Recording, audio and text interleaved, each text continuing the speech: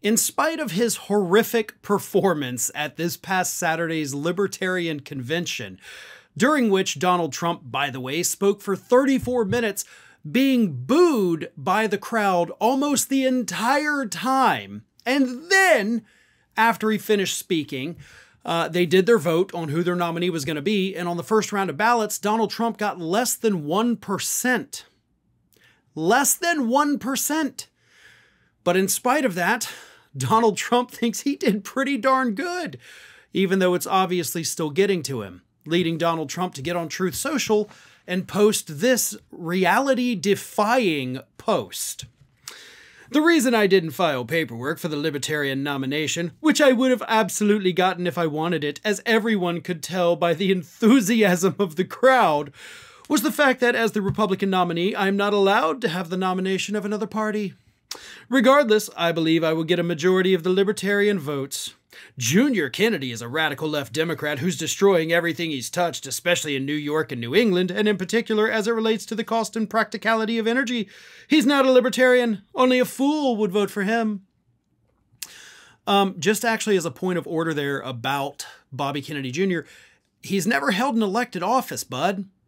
He has never actually enacted any policies because he's never been in a position to enact any policies. So you're like, he's destroyed these areas. He wasn't an elected official. Like, that never happened.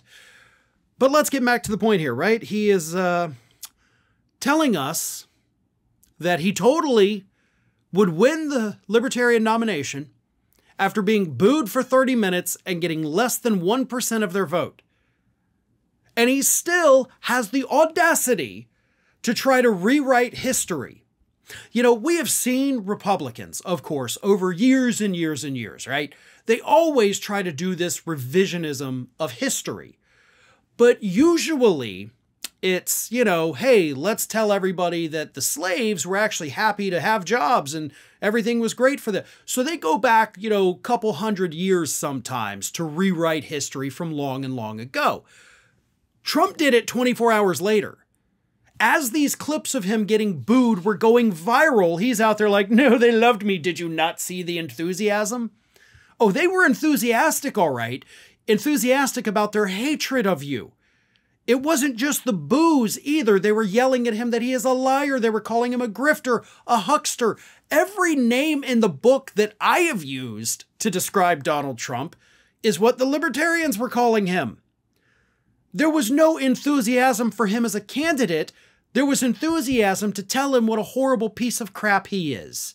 So don't let this man try to rewrite our history from this past weekend, because everything went very badly for him, and it could not have been more humiliating for him.